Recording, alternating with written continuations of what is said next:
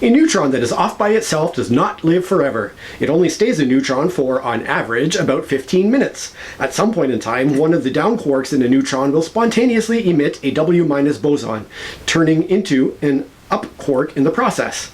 The W- immediately decays into an electron and an electron's antineutrino. The resulting 3-quark composite then consists of 2 ups and 1 down quark, making a proton where the neutron used to be. The electron and the antineutrino escape with the excess energy due to the fact that the neutron is a little more massive than a proton. Thus, all of the conservation laws are obeyed. Let's talk about that.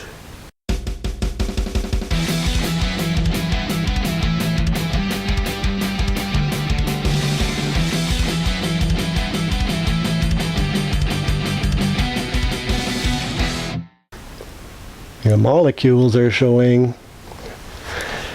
Anyhow, from Galileo to Darwin to Trump, it seems that throughout history, science and religion have always been at odds with each other. Personally, I'm constantly in awe of what science has to offer, and I'm constantly enraged by what religions have to offer. I want nothing more than to be a fervent atheist and to not believe that there is a creator who is responsible for this dreadful, noxious thing that we call the human race. Yet in an ironic twist, it's only because of science that I very reluctantly believe in the existence of a god or gods.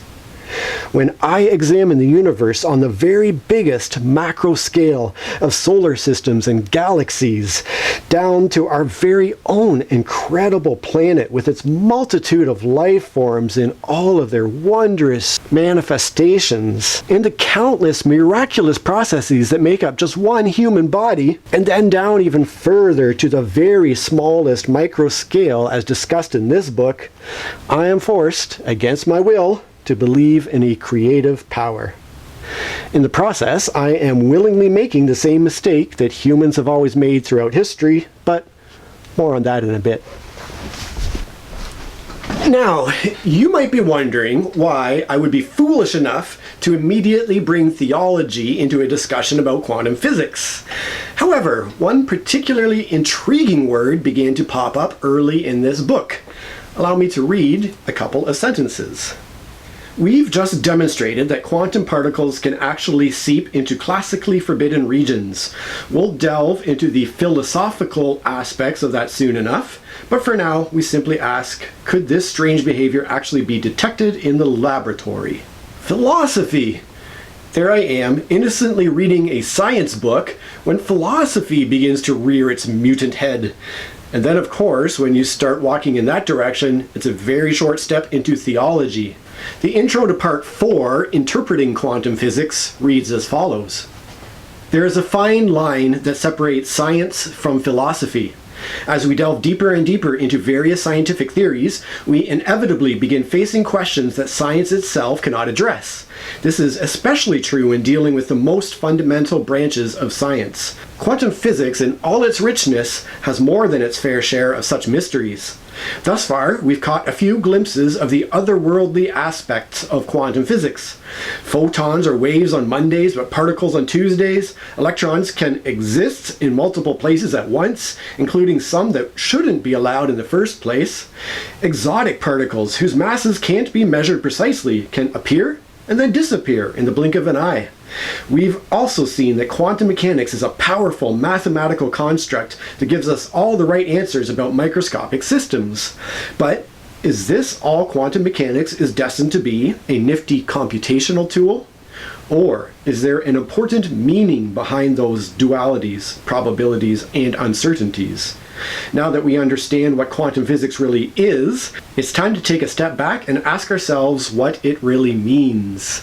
But leaving aside meaning just for a moment and going back to the earliest experiments in quantum physics, I was actually surprised at how long humans have been playing with subatomic particles, with all kinds of wild stuff already being done in the 1800s. Mind you, Lord Kelvin might have jumped the gun a wee bit when he predicted in the year 1900 that, quote, "there is nothing new to be discovered in physics now," end quote. Another thing that surprised me and disheartened me was how much mathematics is involved in quantum physics. There's an entire appendix at the end of this book called Mathematics Supplement with a subheading titled The Formulas of Quantum Physics. I always thought that me and math got along okay until I dipped my toes into calculus, at which point I discovered that math was in fact out to get me. That being said, there's an element of wonder involved, at least for me, with the fact that much of the universe can be explained with mathematical formulas. However, the cracks in this orderly machinery start to show when scientists attempt to unify their work into a TOE, or a theory of everything. Gravity seems to be a particularly problematic child, especially when attempting to connect the four forces or interactions of the universe. Here's what the book says. Most physicists would agree that the key remaining challenge is therefore the unification of gravity with the other interactions. Today, there exist quantum theories for the electromagnetic, strong, and weak interactions. We will cover these in the following chapter. Gravity sticks out, however, in its stubbornness to bend to quantization. The gravitational interaction is still generally regarded as a classical or continuous theory that doesn't break down into discrete levels when examined closely. Gravity also seems to be an outlier when we go back to the very moment our universe was formed, at the point when, fascinatingly, it seems that at least 3 of the 4 forces/interactions all emerged from the same fundamental interaction. The Standard Model also fails to explain the presumed unification of the fundamental forces way back when the universe was much younger. Many physicists believe that the electroweak interaction and quantum chromodynamics can be unified under a common theoretical framework. These interactions, at least, are both described by quantum field theories. The electromagnetic, weak, and strong interactions now seem to have totally separate strengths and characteristics, but there is evidence that they could have once been manifestations of a common, more fundamental interaction. The successful theoretical unification of electromagnetism and the weak interactions provides a model for unifying the strong interaction with the other two. Our universe today is expanding and cooling, meaning that in the past it was hotter and denser. At some earlier time, billions of years ago actually, the temperature and density were high enough that there was no difference between photons and the W and Z bosons, which today mediate the weak interaction. Thus, the electromagnetic and weak interactions were essentially the same force. While today the strong interaction seems very different from the electroweak, the fact that quarks, strong interaction, have just the right electric charge to balance that of electrons, electromagnetic interaction, suggests that there must be some underlying symmetry between these two sectors. If we go to even earlier times in the history of the universe, less than 10 to the minus 30 seconds after the beginning, the energy density would have been high enough that gluons would have behaved the same way as photons, and a single quantum field theory could have described perfectly all of the interactions between quarks and leptons. That being said, the large gaps in our knowledge are fairly unsurprising given the fact that quantum systems can't always be predicted or even measured. As the book says, another challenging aspect of this interpretation is the fact that we are inherently limited to probabilities. In science, we have a long-standing tradition of believing in causal and predictive determinism. Our sense is that the state of any physical system should flow smoothly and logically from its previous state. We also want the laws of physics to make definite predictions of how quantum systems change in time under the influence of forces and such. Otherwise, what good are those laws? For a given initial state, quantum physics sometimes tells us that multiple outcomes are equally likely, and gives us no way to determine ahead of time which one will actually happen. This gets into that whole crazy quantum superposition stuff, that matter can be simultaneously both a particle and a wave, and does not collapse into one state or the other until it is measured or observed. The important lesson in all that, of course, being don't forget to feed Schrodinger's cat.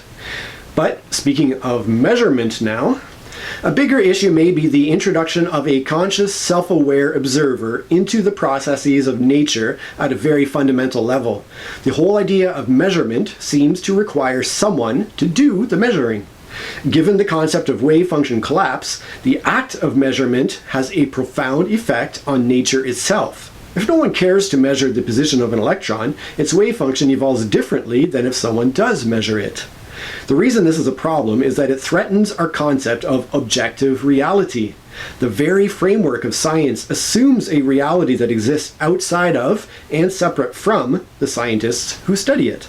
For some people, this is an obvious and simple fact, while for others, it is still open to debate. But for science to work in the way it usually works, we must believe that a physical reality exists even when we are not looking. Certainly the moon continues to exist even when we can't see it, as at the new moon phase, right? None of the properties of the moon should depend on whether or not we observe or measure them. Since it is often a source of confusion, we need to clearly distinguish between two kinds of reality. The distinction is related to the object being observed and the subject that is doing the observing. Objective reality refers to something real that exists independently of any observers, and thus appears exactly the same to any number of different observers. In our vast world, however, there are some things that various people can't agree on. Such realities are subjective, since they depend on the subject's own viewpoint. At the quantum level, if the very act of observation changes the thing being observed, then what chance do we have of different observers getting the same result when they try to measure some physical quantity? Unless multiple observers can agree on their observations, it is difficult for us to determine what is objectively real. In the Copenhagen interpretation, every observation causes a radical change in a wave function, and the wave function contains everything that can be known about a particle. This would seem to be a major assault on a cornerstone of science as a way of knowing. Because here's the thing. In order to see something, we have to shine a light on it typically. So to see something as small as a subatomic particle, perhaps we only need to hit it with a single photon of light. But because the thing we're trying to observe is so tiny, that collision with the single photon will cause a change in the energy and/or trajectory of the particle, which drastically alters the thing we're attempting to observe or measure. Is that bad enough? Well, check this out. On the other hand, quantum physics says nothing about the results of measurements that are not made. This apparently obvious statement is another way to understand the difficulty with objective reality. In the quantum view, things that are not observed need not be real. This is an unsettling conclusion for some, but it represents our present state of understanding, backed up by experiments. And then how about this thought? Classical physics made great progress for many years, all the while insisting on a total separation between observers and the reality they observed. Objective reality was everything that existed apart from the observers, stuff that would exist and would have the same properties whether or not anyone was around to see it. But with quantum uncertainty and wave functions, we have learned that the act of observation seems to have a major effect on what is observed. This implies that a conscious, self-aware observer has a crucial role in defining the nature of reality itself. The final wrench I'll throw into that whole reality of nature mess is this, and hopefully I'll be able to explain it without too much inaccuracy, but don't hold your breath. So if two photons are connected to each other on a quantum level, and one of them has upspin, the other will have to have downspin.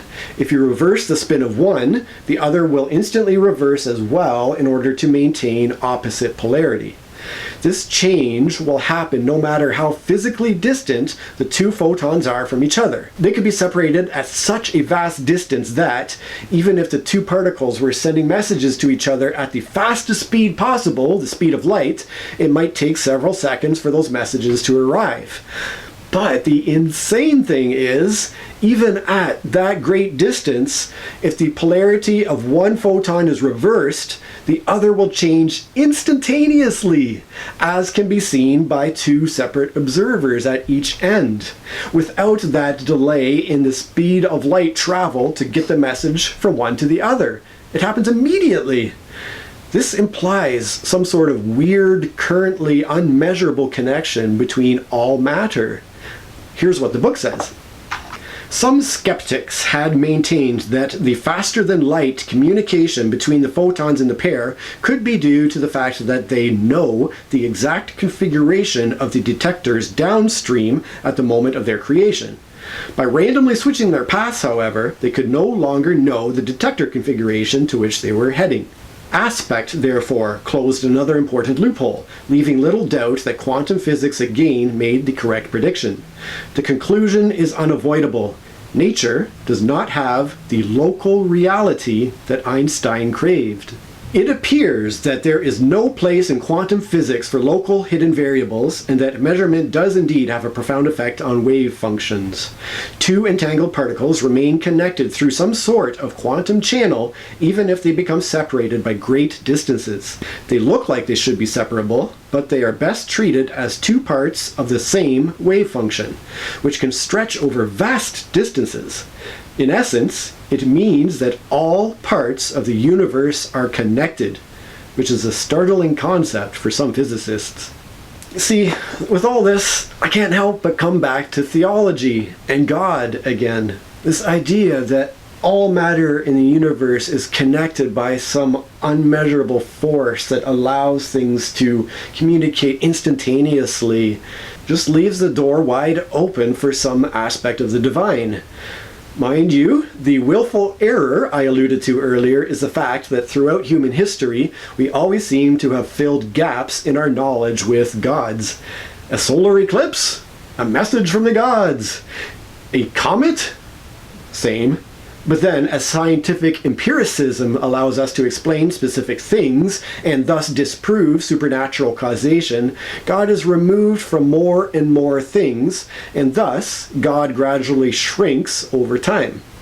Will we ever have enough knowledge to eliminate God altogether? It's hard to imagine a time when we'll know everything, and for now, for myself, with the minuscule bit of knowledge I have, that's just what makes the most sense to me anyhow. But back to physics. Some of the many mind-boggling theories of quantum physics get too outlandish even for many of the scientists that study them. One such example is the many worlds interpretation that is described here. This alternative to the Copenhagen interpretation has had many critics as well as supporters. It is a logically elegant solution to the measurement problem, but at what cost? The universe we see around us is truly vast and has been around for billions of years. Countless zillions of radioactive nuclei have decayed in all that time. According to quantum physics, each of them could have decayed at a different time.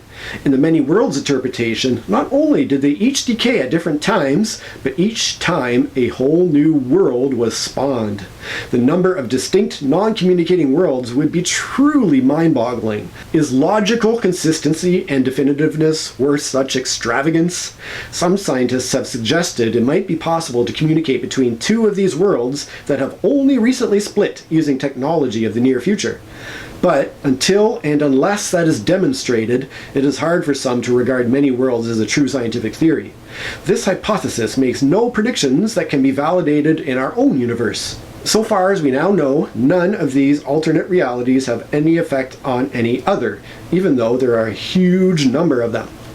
Yeah, I just don't buy the fact that there are countless trillions of parallel universes being formed every second, or however that works. Another I can't get behind is the idea that the deterministic nature of physics means that free will does not exist, which is basically the scientific equivalent of the old Calvinism versus Arminianism debate.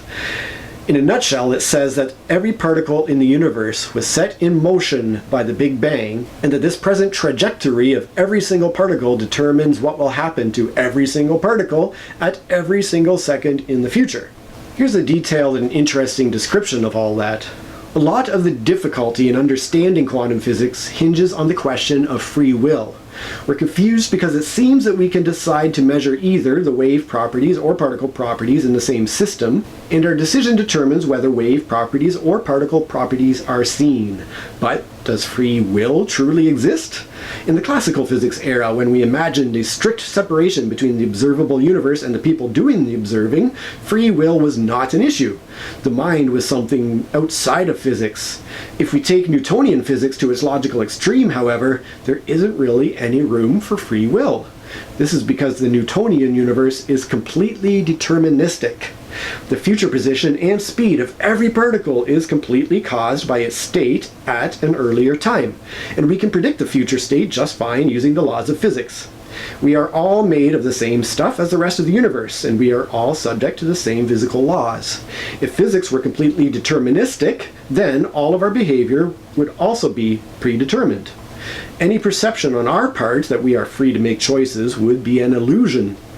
Since quantum physics has loosened the strict determinism of classical physics, does this leave room for free will to make a comeback? Some interpreters would say so, but there's a lot of disagreement on this point. There has to be some agent that does the choosing, some aspect of a human being or other animal that possesses the capacity to exercise free will. To be able to say anything about how free will works in the context of quantum physics, it needs a scientific definition of that agent, that thing we've called a conscious observer. But as of yet, we have no good scientific definition of consciousness. Consciousness seems to be rooted in the brain, and neuroscience tells us that the brain performs many functions based on chemistry and small shifts in electrical potentials. It is a very complex network of interconnected neurons, where the number of connections is on the order of 100 trillion. It is likely that all the features we associate with consciousness, memories, emotions, imagination, and free will, all emerge from the activity of all these interconnected neurons. How that happens, and what role quantum uncertainty might play, are still open questions. Until we know more about what consciousness is, it will be hard to say anything more definite about whether free will exists or is just an illusion. Right now, we don't know if quantum uncertainty plays a critical role in allowing a conscious being to choose, or if conscious choices have some influence on quantum uncertainty, or both. Only time, perhaps, will tell. But bringing it all back to the real world, which is perhaps not a good descriptor in the realm of quantum mechanics, I was also surprised at just how many everyday objects rely on quantum physics for their existence and function. For instance, there's the fourth state of matter after solids, liquids, and gases, which is plasma, and which is responsible for fluorescent light bulbs, plasma TVs, and neon lights, and so on. There's the laser and all the technologies that utilize it, such as the scanning beams at supermarket checkout lanes, laser printers, computer mice, the sharks with laser beams on their heads, eye surgeries, rangefinders that can determine the distance between the moon and Earth to within 10 centimeters, and medical imaging devices such as MRIs. There's also GPS systems and solar panels and light-emitting diodes or LEDs and electron microscopes and even your basic household smoke detector. All of these operate based on advancements that arose out of a growing knowledge of quantum physics. Where things are likely going to get really crazy in the near future is with quantum computing and quantum communication, which includes quantum cryptography. How about quantum teleportation? It's theoretically possible. But let's leave behind such boring practical things and wrap up this video where I started it, with the meaning behind all this physics and mathematics and science. To do so, I'm going to lean heavily on the ideas of the astrophysicist Carl Sagan, whose thoughts on the connections between science and theology largely ring true to my own minuscule human experience. But before I do, I'll say that one thing I learned from the Idiot's Guide to Quantum Physics is that I am an idiot. I don't want you to get the mistaken impression that I'm smart simply because I read this book. The truth is, even when these well-meaning authors were attempting to explain these concepts in a step below layman's terms, which of course is idiot's terms, I still understood probably less than 50% of what I read here. I mean, check out this crap. Oh, I opened right up to it. Returning to electrons in atoms, the Schrödinger equation still predicts a series of energy levels extending from some lowest level, the ground state, up to the highest energy for which the electron is still bound to the nucleus. The energy levels, eigenvalues, correspond to quantum states, eigenfunctions, having different orbital angular momentum values and different orientations. Since the angular momentum doesn't affect the energy of the state, we have energy degeneracy, multiple states with the same energy. The principal quantum number n is the quantum number that effectively labels the energy of each state. Skipping a couple of paragraphs here quickly. Since the electron is a spin 1/2 particle, it has two possible spin states, up and down. Thus, for every state that has the same combination of principal quantum number n, orbital angular momentum magnitude L, and orbital angular momentum direction m, there can be at most two electrons, one with spin up and one with spin down, plus 1/2 and negative 1/2. Each unique state listed in the table at the end of the previous chapter can therefore have 0, 1, or 2 electrons in it. Pauli's exclusion principle therefore explains, Of course I could talk at length about all the things I didn't understand, but let's get back to the meaning-filled conclusion that I had just started to get into here, beginning with the concept of connectivity. Remember what I was saying about two photons remaining connected regardless of the distance between them? Well, let's expand that idea first into the macro world here. Once again, a holistic view of the universe is favored. The microscopic world differs in scale from the things we deal with every day, as we have seen many times. The difference in scale is quite large, and the behavior of matter seems qualitatively different between the macroscopic and microscopic worlds. But in reality, it is one continuum, and the same laws apply. There is no sharp boundary between what is too small for common sense or too large for quantum physics. There is, alas, no way to keep the quantum world separate from the one we are comfortable with. So with that in mind, let's further expand the concept of connectivity as much as we possibly can in order to encompass the entire universe. The so-called de Broglie-Bohm interpretation of quantum physics is explicitly non-local, as required by Bell's theorem and the aspect experiment. The undetected quantum force guiding a given particle must depend on the state of any other particle with which it has interacted or become entangled. Of course, some of those particles may be entangled with even more particles. Pretty soon, it is clear that whatever this guiding force is, it must be affected by the whole universe at once. Instead of being separable into individual particles and objects, the universe, in a sense, is just one big wave function. All of the different parts of the universe can affect all the other parts instantaneously. The de Broglie-Bohm interpretation of quantum physics speculates that there is a quantum potential that permeates space and allows for the hidden, non-local interactions needed to restore determinism. This interpretation has some nice logical consistency and does seem to be part of a trend toward a more holistic view of the universe, contrary to earlier tendencies to understand the world by understanding all of its parts separately. The fact that this view relies on a mysterious guiding force that can't be or hasn't been detected keeps it out of the mainstream for now. Now here's a quote from Carl Sagan. Quote, "Some people think God is an outsized, light-skinned male with a long white beard sitting on a throne somewhere up there in the sky, busily tallying the fall of every sparrow. Others, for example Baruch Spinoza and Albert Einstein, considered God to be essentially the sum total of the physical laws which describe the universe. I do not know of any compelling evidence for anthropomorphic patriarchs controlling human destiny from some hidden celestial vantage point, but if by God one means the set of physical laws that govern the universe, then clearly there is such a God. This God is emotionally unsatisfying. It does not make much sense to pray to the law of gravity." The very surface level examination of quantum physics that I've undertaken shows that even the most basic building blocks of our universe remain things of mystery and wonder. Listen, our human brains can't even figure out how our human brains work. The British geneticist J.B.S. Haldane said, "My own suspicion is that the universe is not only queerer than we suppose, but queerer than we can suppose." Which is basically saying that there are things we don't know, but there are also things we don't know. Isaac Newton said something similar. He said, "What we know is a drop. What we don't know is an ocean." I say that if I don't even understand half of this book that I just read, how can I even begin to understand the nature of the divine? On a similar note, Carl Sagan also said, "An atheist is someone who is certain that God does not exist, someone who has compelling evidence against the existence of God. I know of no such compelling evidence. Because God can be relegated to remote times and places, and to ultimate causes, we would have to know a great deal more about the universe than we do now to be sure that no such God exists. To be certain of the existence of God and to be certain of the non-existence of God seem to me to be the confident extremes in a subject so riddled with doubt and uncertainty as to inspire very little confidence indeed.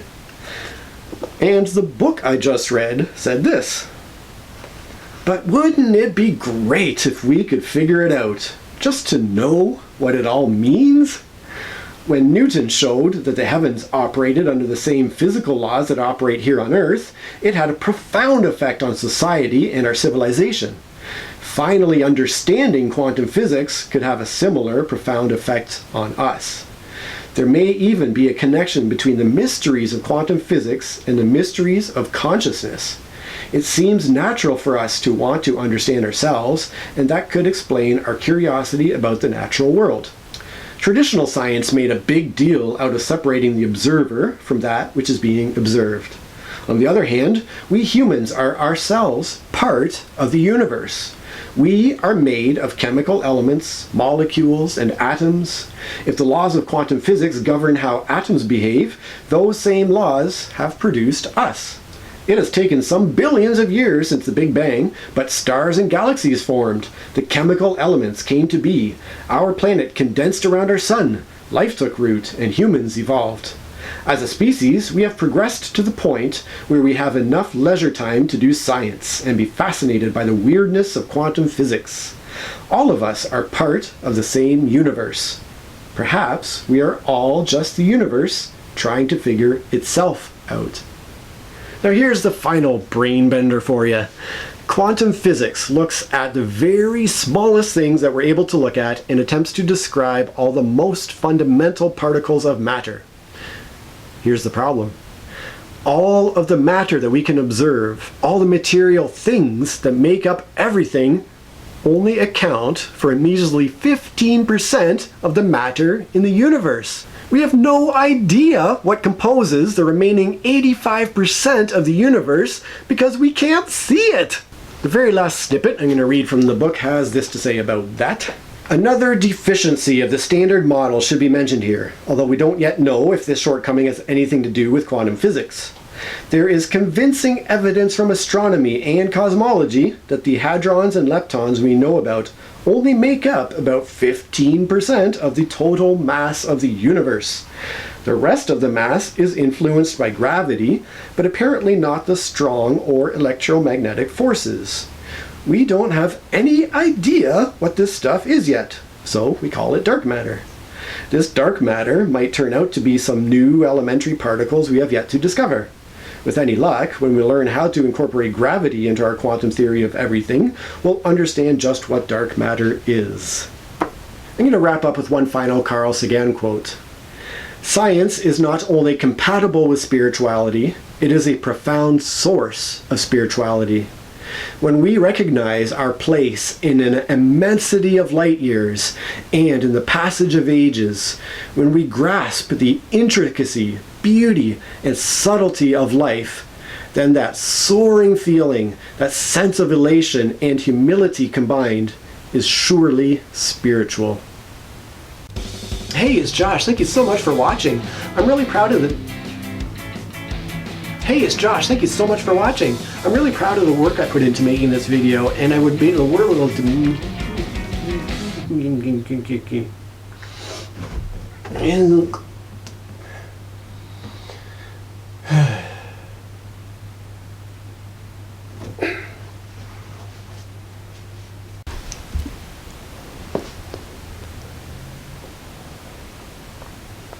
Does a magnifying glass not work with a video camera? Huh.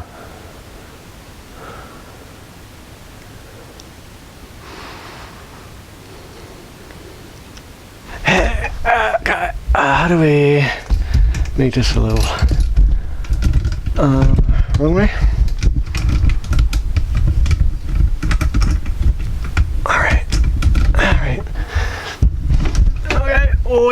what's happening here. Okay. Also go out. Okay.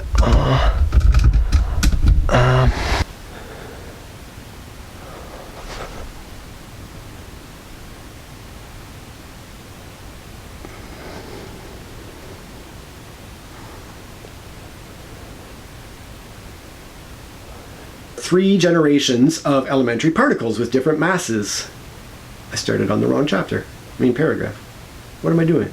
What am I reading? Unless multiple observers can agree on their observations, it is difficult for us to no matter how physically distant the two protons are from each other. What's photons or protons? Some of the many mind-boggling, countless zillions of radioactive nuclei have decayed. To do so, I'm going to lean heavily on the ideas of the astrophysicist. Carl Sagan. On the ideas of the astrophysicist Carl Sagan. I'm going to wrap up with one final Carl Sagan quote.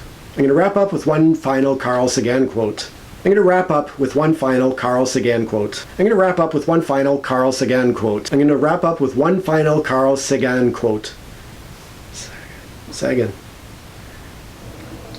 Why is his name so hard to say? Recall that every different element has certain number of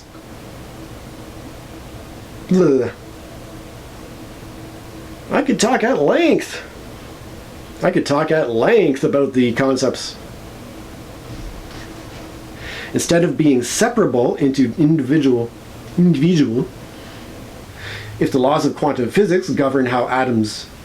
Oh, I just read that. Life took root and humans evolved.